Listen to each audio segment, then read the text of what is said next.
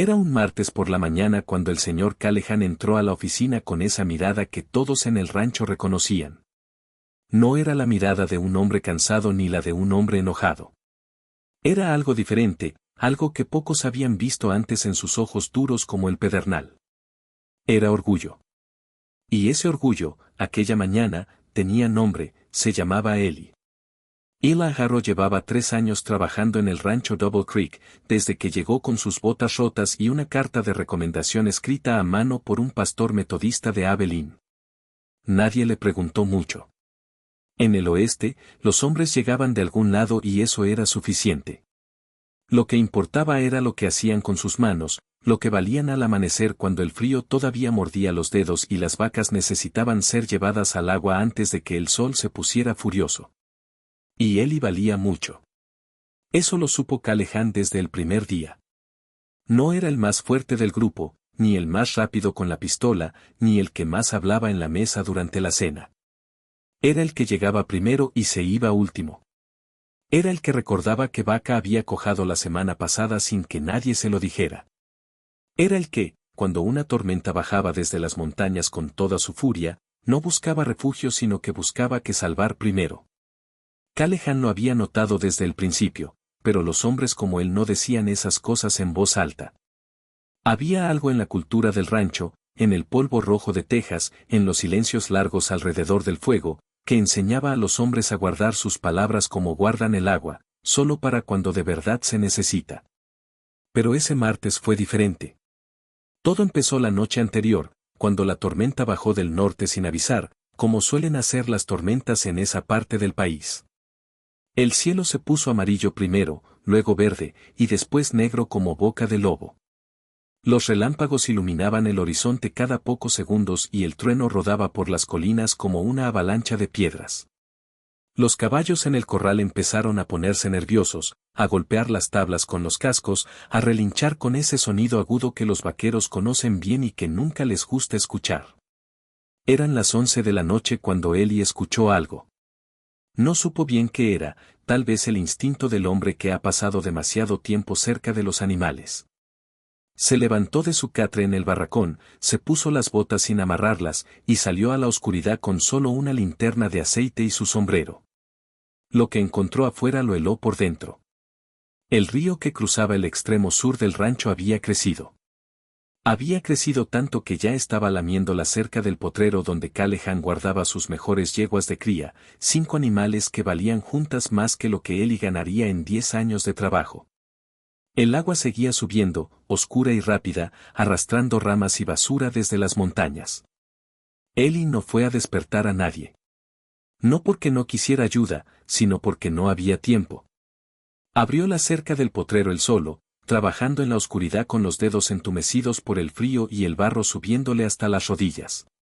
Las yeguas estaban asustadas y no querían moverse, hacían esa cosa que hacen los caballos cuando el miedo los paraliza, cuando el instinto de quedarse quieto lucha contra el instinto de correr. Eli tuvo que entrar al agua con ellas, hablarles en voz baja, casi al oído, con esa calma que no sentía pero que forzó en su voz como se fuerza una bota en un pie mojado. Una por una las fue sacando. 5 veces entró al barro oscuro. 5 veces sintió la corriente empujándolo. La última yegua, la más joven, se resbaló en el borde del potrero y cayó de rodillas al suelo con un sonido que Eli recordaría por mucho tiempo. Pero se levantó. Y él la guió hasta el terreno alto detrás del granero, donde el resto de los animales ya esperaban temblando pero a salvo. Para cuando terminó, el agua había cubierto completamente el potrero. Si las yeguas hubieran seguido ahí, no habrían sobrevivido la noche. Eli volvió al barracón, se quitó las botas llenas de barro, y se acostó en su catre sin decir nada a nadie. A la mañana siguiente, cuando Callahan salió a revisar los daños de la tormenta, encontró las yeguas en el terreno alto. Tardó un momento en entender qué había pasado. Miró el potrero inundado. Miró los postes de la cerca que él mismo había clavado hacía 15 años, ahora casi bajo el agua. Luego miró las huellas en el barro, una sola par de botas, yendo y viniendo, 5 veces. Preguntó a los demás hombres. Ninguno supo nada. Fue el cocinero, Viejo Pedro, quien señaló con la cabeza hacia el barracón y dijo simplemente, fue Eli. Anoche. Solo. Callahan se quedó parado en el barro por un buen rato, mirando el río que ya empezaba a bajar, mirando las huellas, mirando sus yeguas que pastaban tranquilas en el terreno alto como si nada hubiera pasado. Luego entró a la oficina.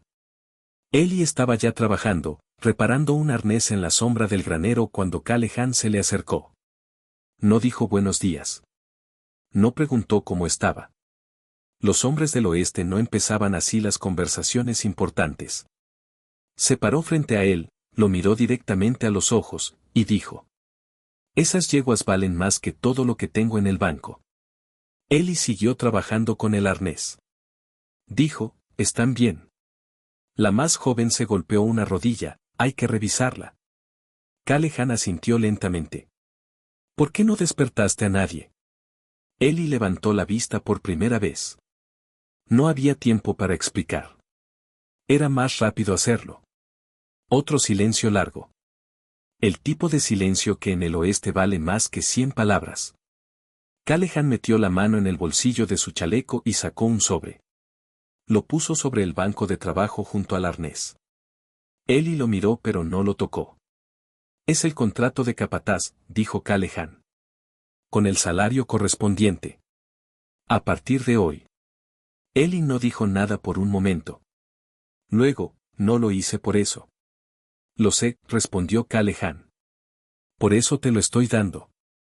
Y se dio la vuelta y caminó de regreso a la casa sin decir nada más, con esa manera que tienen los hombres secos y duros de decir lo más importante con lo mínimo posible. Eli miró el sobre. Lo tomó, lo abrió despacio, leyó lo que decía. Afuera el sol ya estaba alto y el barro empezaba a secarse y el rancho Double Creek volvía a su ritmo de siempre, como siempre lo hace después de una tormenta. Pero algo había cambiado ese día. No en el rancho, no en el trabajo, no en el contrato escrito en ese papel. Algo había cambiado en la forma en que un hombre veía a otro. Y en el oeste, donde los hombres son más económicos con el respeto que con el dinero, eso era más que suficiente. Esa tarde, cuando los vaqueros se sentaron a cenar, Callahan levantó su taza de café y la señaló hacia Eli sin decir nada. Los demás hombres, sin saber exactamente por qué, hicieron lo mismo. Viejo Pedro sonrió desde la cocina. Y Eli, que había crecido sin padre, que había viajado de pueblo en pueblo con sus botas rotas y su carta de un pastor metodista, sintió por primera vez en mucho tiempo algo que no sabía muy bien cómo nombrar pero que le pesaba en el pecho de la mejor manera posible. Sintió que pertenecía a algún lado. Sintió que lo que hacía importaba. Sintió, aunque nunca lo diría en voz alta porque los hombres como él no dicen esas cosas, que el señor Callahan era lo más parecido a un jefe que genuinamente lo veía que había tenido en toda su vida. Y en ese momento entendió algo que tardaría años en poder explicar con palabras, que el verdadero liderazgo no grita, no amenaza, no presume. El verdadero liderazgo nota. El verdadero liderazgo recuerda. El verdadero liderazgo espera el momento justo, y cuando ese momento llega, actúa sin dudar, como un hombre que abre una cerca en la oscuridad y entra al agua fría porque es lo que hay que hacer. El rancho Double Creek siguió funcionando muchos años más. Las tormentas siguieron bajando del norte. Las yeguas siguieron pariendo. El río siguió creciendo y bajando con las estaciones. Y Eli Harrow siguió siendo el primero en llegar y el último en irse, solo que ahora con un título diferente en el bolsillo y con la certeza silenciosa de que el hombre que le había dado ese título lo había merecido tanto como él. A veces, en las noches tranquilas cuando el fuego se achicaba y los demás hombres ya dormían, Eli sacaba ese contrato del cajón donde lo guardaba y lo leía una vez más. No porque necesitara recordar lo que decía, sino porque necesitaba recordar lo que significaba.